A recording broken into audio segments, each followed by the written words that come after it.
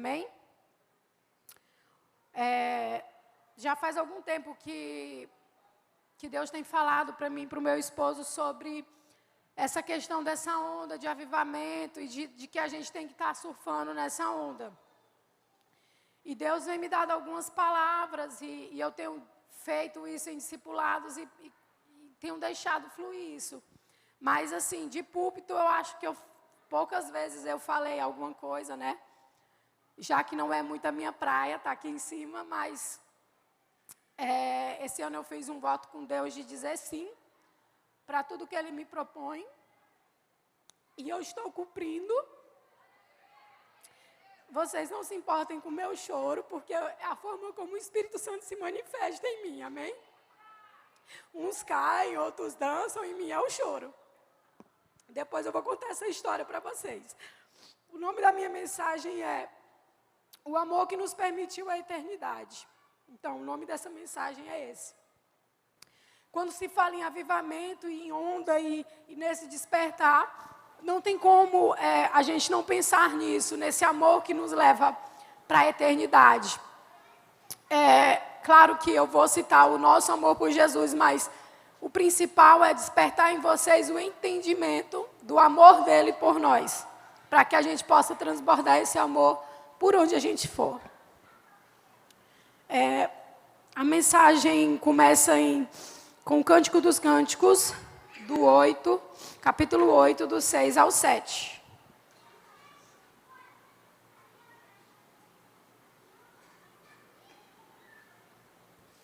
Ponha-me como um selo sobre o seu coração, como um selo sobre o seu braço, pois o amor é tão forte quanto a morte, e o ciúme é tão inflexível quanto a sepultura. Suas brasas são fogo ardente, são labaredas do Senhor. Nem muitas águas conseguem apagar o amor. Os rios não conseguem levá-lo na correnteza. Se alguém oferecesse todas as riquezas da sua casa para adquirir o amor, seria totalmente desprezado. Quando eu comecei a pensar sobre amor, a palavra que me veio foi essa, porque é muito intensa, assim como o amor de Deus por nós. Amém? Quando eu fui pesquisar um pouco sobre esse selo que fala, ponha-me como um selo sobre o seu coração, eu descobri que esse selo era um bem muito valioso na época, que se utilizava para identificar os pertences daquela pessoa que tinha aquele selo. Então, Deus, nós somos preciosos, amém? Somos algo precioso que serve como selo para esse amor, amém? Outra parte muito importante nesse texto, muito intensa, é o ciúme de Deus conosco. Então, na Bíblia, tem vários relatos desse ciúme. Deus é um Deus ciumento. E esse ciúme é um traço dessa paixão dele por nós. Não tem como eu ser apaixonado e não ter zelo, né? Esse ciúme que fala aqui na Bíblia é um zelo de cuidado, um cuidado extremo com a pessoa que você ama. Então, Deus é um Deus zeloso. Lá em Êxodo 34:14, também fala sobre isso. Nunca adore nenhum outro Deus, porque o Senhor, cujo nome é zeloso, é de fato um Deus zeloso. Então, Deus, Ele não quer um amor rival. Ele não quer que tenhamos amores rivais. E quando fala em outros deuses aqui, não é só deuses de madeira ou deuses da igreja católica, santos. Isso é uma mentalidade ainda muito antiga. Quando ele fala desses deuses, são os deuses desse século. É o dinheiro, a fama. São deuses que hoje têm prendido mais o nosso coração do que qualquer outro Deus. Então, Deus é um Deus ciumento. Ele não quer nos dividir com ninguém. Nos quer principalmente para Ele. Ele quer ser o centro da nossa vida tem que ser Ele. Nesse texto também revela o amor de Deus. Um amor ousado, um amor que é infinito, um amor que é inexplicável, um amor que é extraordinário, um amor que é intenso, confiável e profundo. Essas são algumas palavras que eu gosto, do som da palavra. Só da palavra em si eu já gosto. E eu resolvi colocar elas aqui porque são palavras que chegam perto do que Deus sente por nós. Amém? São palavras que conseguem descrever um pouquinho do que é esse amor. O amor de Deus, ele é tudo isso, quando desde o início, ele, no meio de tantas criaturas que ele fez, ele decidiu criar o homem e colocar o sopro dele dentro da gente. Então, isso já é uma prova de que ele queria algo diferente com a gente. De que ele queria o DNA dele dentro da gente. É a primeira ousadia de Deus, colocar esse sopro dentro da gente. E o amor de Deus, ele é tão mais profundo que qualquer outro amor aqui da terra. Todo amor que é temporal, que acaba com o tempo, com a morte, com qualquer outra coisa. Que ele é um Deus que você pode compreendê-lo, e você é um Deus comprometido. Ele não te abandona, ele não te deixa para trás, ele não morre, ele não é derrotado, ele não consegue ser atingido por nada, a não ser pelo nosso próprio amor. Então,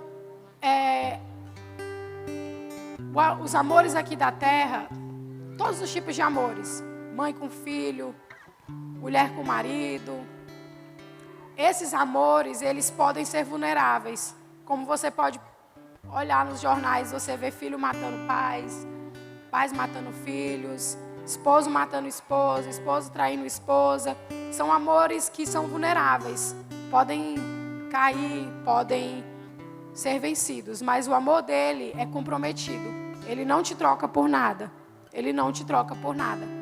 Não importa o que você passe, o que você faça, nada te afasta do amor de Deus. Tem uma parte no livro da Thalita Pereira que fala assim: Deus pode odiar o que você faz e mesmo assim amar você intensamente. Então, não importa o que você tenha feito, se atingiu milhões de pessoas, o pior pecado do universo, isso não afasta Deus de você. Você que se afasta dele. É as suas opções e as suas decisões que afastam você de Deus. Não é a religião, não é alguém que te feriu na igreja, é uma decisão. Porque se o amor dele é tão comprometido com a gente, por que o nosso não pode ser com ele? Porque eu não posso suportar dores, eu não posso suportar frustrações e mesmo assim continuar com o meu Deus. Então, quando uma pessoa fala que se desviou ou que abandonou Deus, eu penso dentro de mim, isso é uma opinião minha, não conheceu de verdade, porque não tem como. Não tem como. Ela pode sair da igreja, ela pode fazer o que for, mas ela não. Quem conheceu Deus de verdade não consegue mais viver outra forma de pensar, outra forma de agir. E esse amor que Deus nos dá, essa capacidade que Ele tem de amar a gente, é um amor que Ele quer que a gente transborde onde a gente for. É um amor que Ele quer que a gente transborde no nosso local de trabalho. É um amor que Ele quer que a gente transborde no nosso dia a dia, com as nossas amigas, com os nossos pais, na nossa faculdade. Então é um sinal de gratidão pelo que Ele fez por nós. Então, que a gente transborde desse amor, amém? Que a gente passe nos lugares e as pessoas percebam a diferença em nossas vidas. Eu falo isso hoje porque eu vivo isso hoje, amém? Há um ano atrás talvez eu não estaria ciente disso, não estaria ouvindo essas coisas, porque eu estava um pouco distante que eu falo em intensidade com Deus. Eu não estava sendo recíproca pela intensidade de Deus comigo. E esse ano Deus vem me dando um despertar de muitas coisas, de como florescer Ele em mim onde eu passar. E isso tem sido muito gratificante. Deus começou a mudar a minha atmosfera dos locais onde eu vou, dentro do meu casamento, dentro da minha família, no meu trabalho. Acontecem coisas que eu achei que nunca iam acontecer e começaram a acontecer. Então isso é transbordar esse amor, sabe? Isso é deixar florescer esse amor. É não pensar com a reputação, é não pensar no que as pessoas vão achar. É deixar de lado as suas convicções e aceitar apenas o que Deus quer para a sua vida. Assim como Ele deixou tudo de lado por nós, né? Ele colocou o seu próprio filho numa cruz para nos salvar. Quem mais faria isso? Quem teria coragem de colocar o seu filho para morrer humilhado, sem ter culpa nenhuma, pelo maior dos pecadores? Apenas o nosso Deus, um Deus apaixonado por nós. Então eu quero que você feche um pouco os olhos agora. E eu vou fazer algumas perguntas para vocês. E eu quero que vocês comecem a refletir. Tá? Eu queria que apagasse um pouco as luzes. Como anda a sua paixão por Jesus? Você se esqueceu desse fogo? Como anda a sua intensidade com Ele? Comece a orar e comece a falar com Deus. Comece a refletir. Como anda isso na sua vida? Não tem como você vir para a igreja e você falar de Deus e não ser intenso. Porque Ele é intenso. Ele é intenso. Começa a pensar um pouquinho aí no que você tem feito. No que você vai fazer. Começa a estipular algo. Começa a criar uma meta aí com Deus. O que você vai fazer para intensificar essa paixão dentro do seu coração. Começa a lembrar do seu primeiro amor. De quando você conheceu Jesus. Das coisas que vocês faziam. Das loucuras. Sabe? Da falta de vergonha. Não sei, eu tive essa retrospectiva dentro de mim. E eu comecei a orar para Deus reacender isso no meu coração esse ano. E Deus foi fazendo. Espírito Santo de Deus, que o Senhor venha nesse lugar, Senhor. Deus nos mostra, Senhor, aonde a gente precisa melhorar. Espírito Santo de Deus, Tu é um Deus simples. Tu é um Deus de profundidade, mas é simples te alcançar, Senhor. É simples, é só dizer sim. É só dizer sim porque o Senhor tem. E o Senhor vem com toda essa intensidade, Senhor. O Senhor vem com todo esse amor. O Senhor vem com tudo que o Senhor tem de melhor, Deus, para as nossas vidas. Espírito Santo de Deus, que o Senhor venha constranger os nossos corações essa noite. Que essas pessoas possam, Senhor, ter essa mesma sensação que eu tive quando transferiram isso para mim, Senhor. No nome de Jesus, Deus. Que as pessoas que não te encontraram de verdade, Espírito Santo, venham te encontrar nesse lugar. Que as pessoas que ainda não tiveram um face a face contigo, Senhor, que elas venham ter, Deus, no nome de Jesus. A gente não precisa de muita coisa, Senhor. Não precisa de muita agitação. Apenas muda o coração, Senhor. Muda o coração, muda a mentalidade. Muda a forma de pensar sobre você, Deus. Mostra um pouco desse amor, Deus. Faz transbordar, Deus, nesse lugar. Amém? Guarda aí para vocês o que Deus falou. Quando Deus me pergunta, pode acender a luz agora. Quando Deus me fez essa pergunta de como anda a minha paixão, eu lembrei de um texto que marcou a minha vida. Que está em Jeremias, capítulo 20, versículo 9. Fala assim: mas se eu digo, não mencionarei, nem mais falarei em seu nome, é como se um fogo ardesse em meu coração. Um fogo dentro de mim. Eu estou exausta, tentando contê-lo. Eu já não posso mais. Em outras versões fala que se eu digo que não mais falarei em seu nome, é como se um fogo ardesse dentro de mim e eu não consigo mais controlar isso, entendeu? Então é isso que é ser apaixonado por Jesus, por Deus. É isso que Ele quer. Ele quer o que está em Jeremias 29. Os grandes avivalistas têm esse texto também. Depois que eu estava lendo, meditando, isso no meu primeiro amor, quando eu me converti. Quando eu li essa palavra, eu comecei a chorar, passei a madrugada inteira, porque isso falou tão forte comigo, porque realmente é isso que eu sinto. É como se um fogo ardesse em meu coração e eu já não consigo mais conter. Essa é a sensação que eu sinto desde o primeiro dia que começou esse ano. Não sei o que Deus fez, mas Deus fez alguma coisa. E quando eu falo desse texto, eu lembro de um grande referencial para mim. Eu sempre falo dele aqui quando eu pego o microfone, porque realmente ele foi muito importante na minha vida, que é o Gregório McNulty. Eu sempre vou falar dele, eu acho. Porque eu lembro que, acho que eu tinha 16 anos, a gente fez uma conferência, era quando a Aliança Jovem ainda era lá no Jussara. A gente fez uma conferência que falava sobre isso. E na época o Gregório, ele era o referencial em paixão. O nome do ministério era Fogo, Paixão e Lágrimas. E ele era o referencial da nossa geração. E a gente conseguiu trazer ele aqui. E eu lembro que quando ele chegou, que ele veio no primeiro dia da primeira palavra, ele foi embora. Ele entrou, cantou, adorou uma música e foi embora. E aí a gente, meu Deus, o que aconteceu? E aí a gente foi saber que ele disse que ele não sentia intensidade de Deus naquele lugar. E ele não ia ficar ali porque Deus era muito importante. Entendeu? Não era Deus que tinha que mendigar amor, era a gente que precisava mendigar o amor de Deus. E ele foi embora. E eu lembro que isso marcou muito a minha vida. Eu falei, cara, eu não posso... O referencial da minha vida, meu Deus, eu preciso buscar mais de Deus. Isso foi um alerta para nós, para quem estava liderando a conferência na época.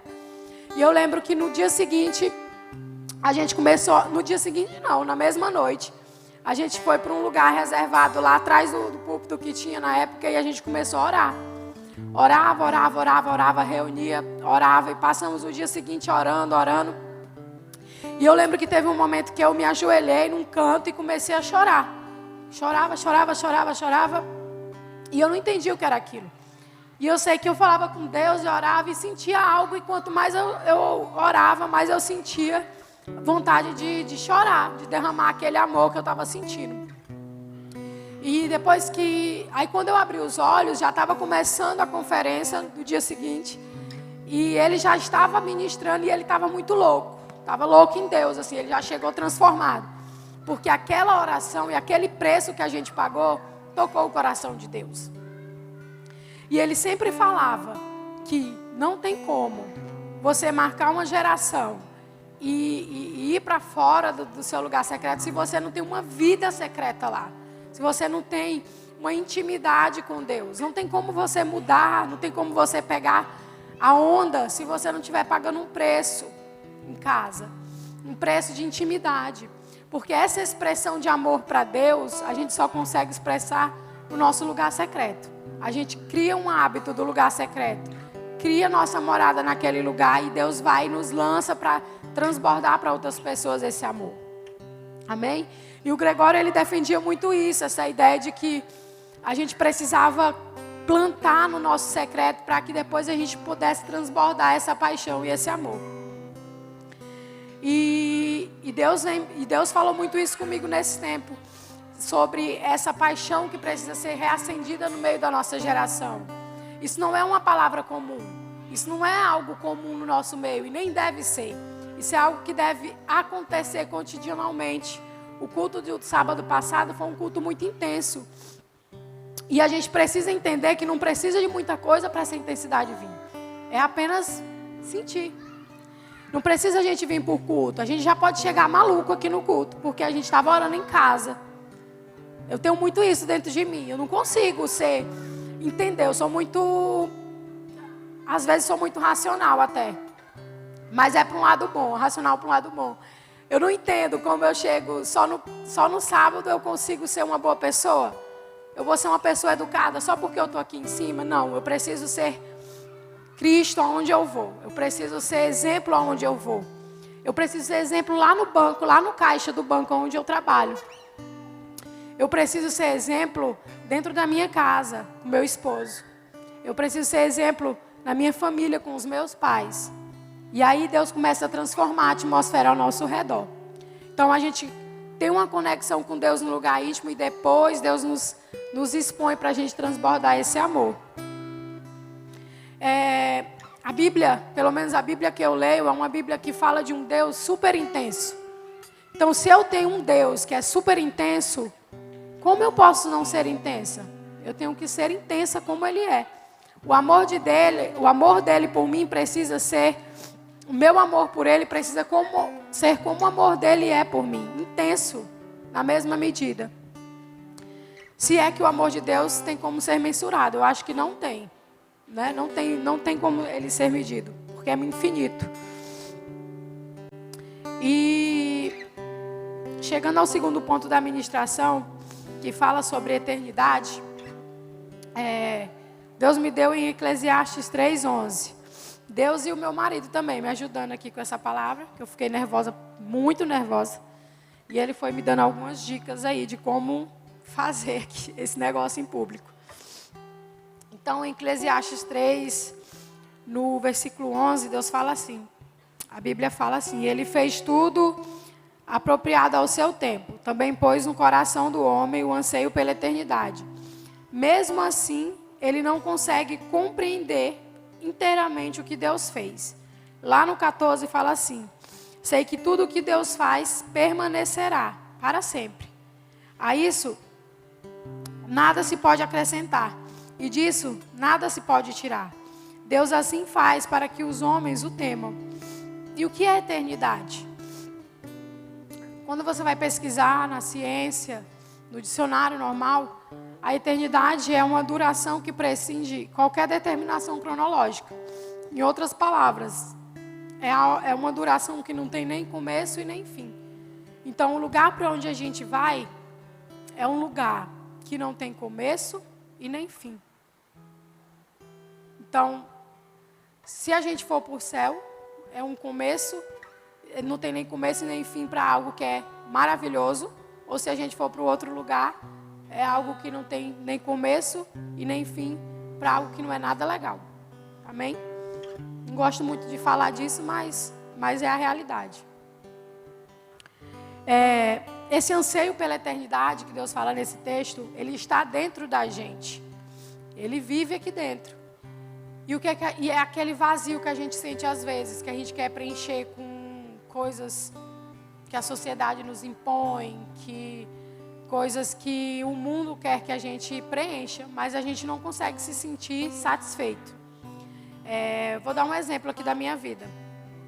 Durante algum tempo, eu senti esse vazio, mesmo estando com Deus, mesmo sendo tocada com Deus.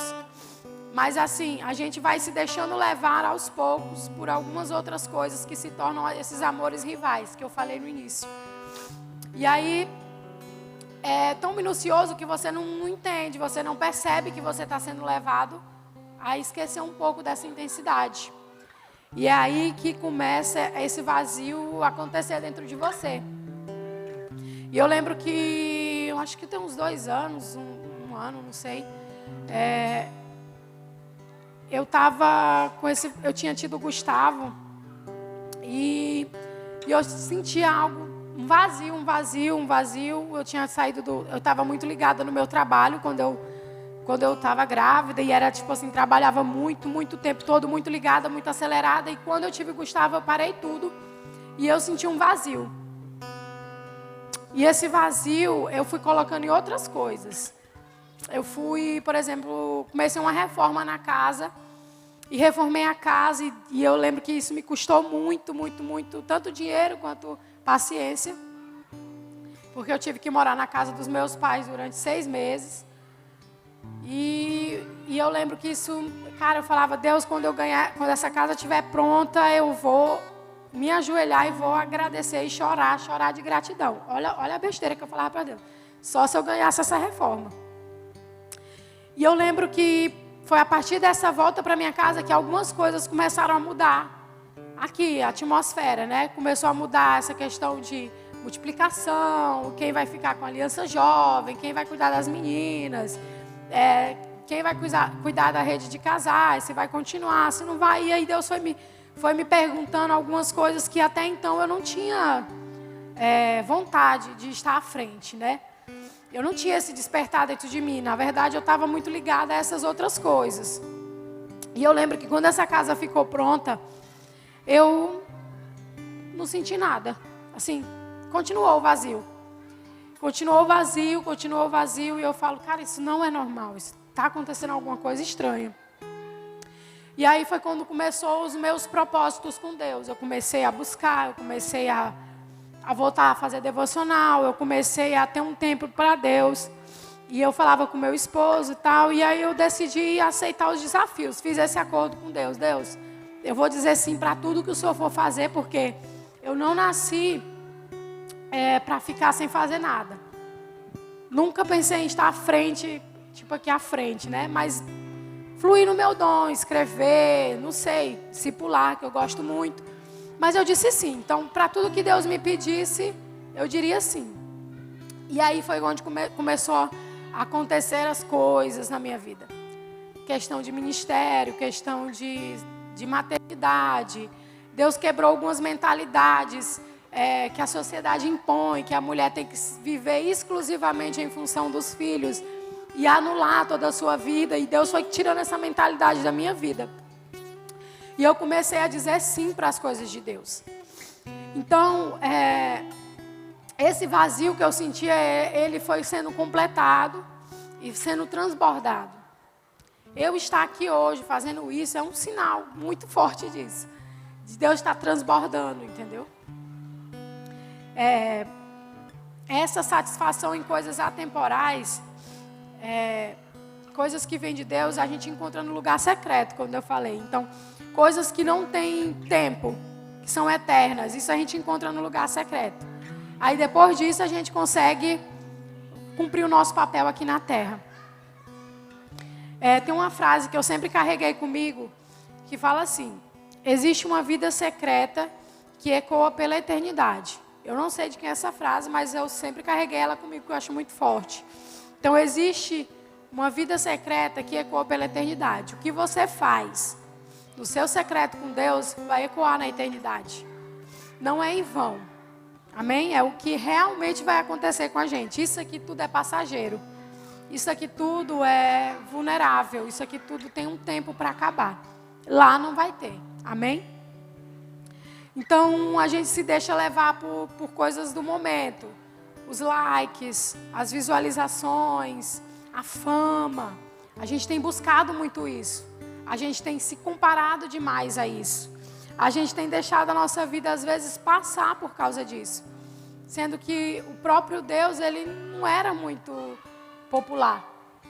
O próprio Jesus não era muito popular aqui. Né?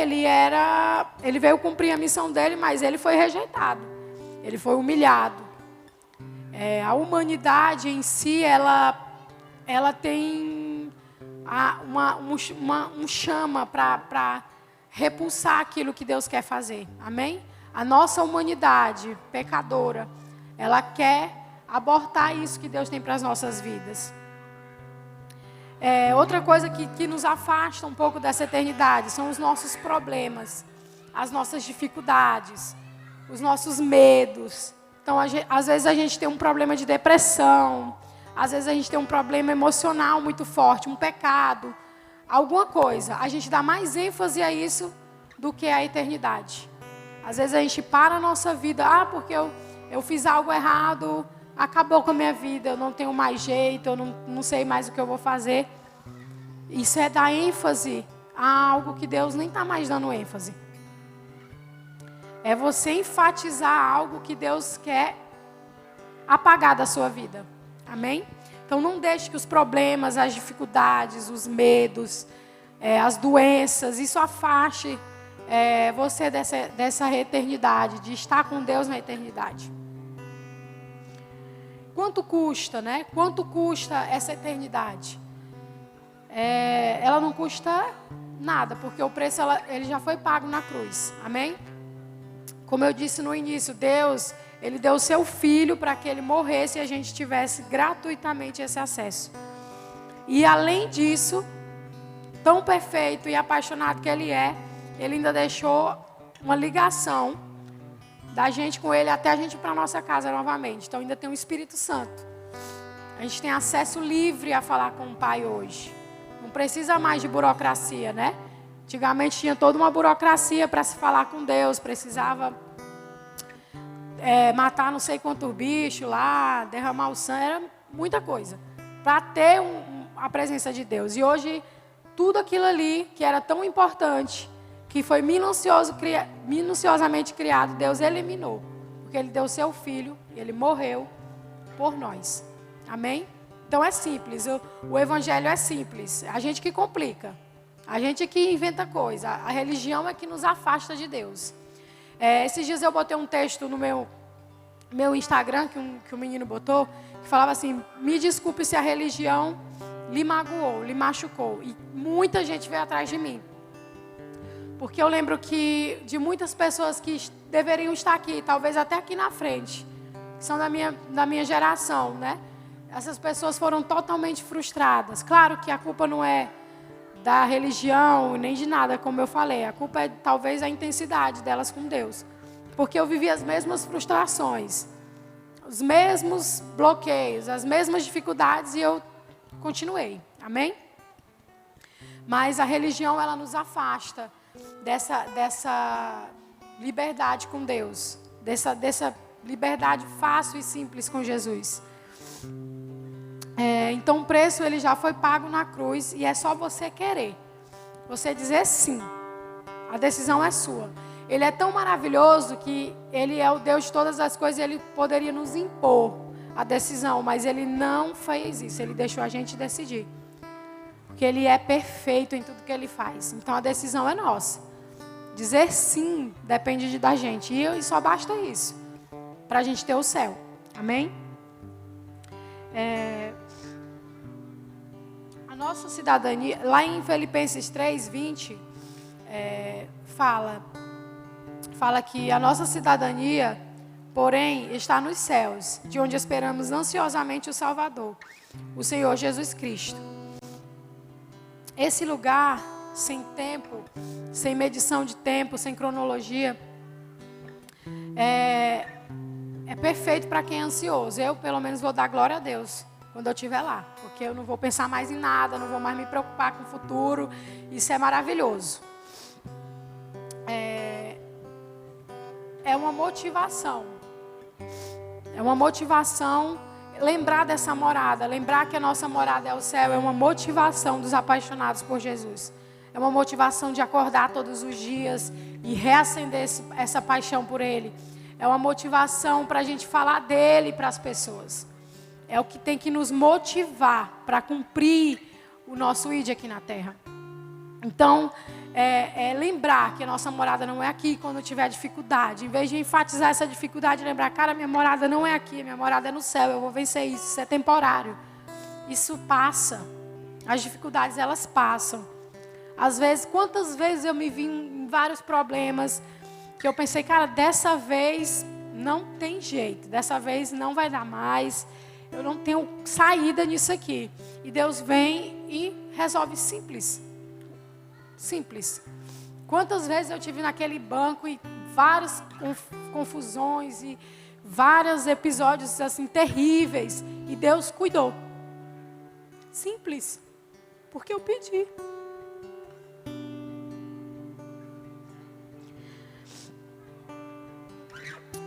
E a minha oração aqui, que essa geração, que a gente que está aqui nesse lugar, sejamos aquelas pessoas que, quando os olhos de Deus forem passando aqui, Ele veja uma fumaça subindo, amém?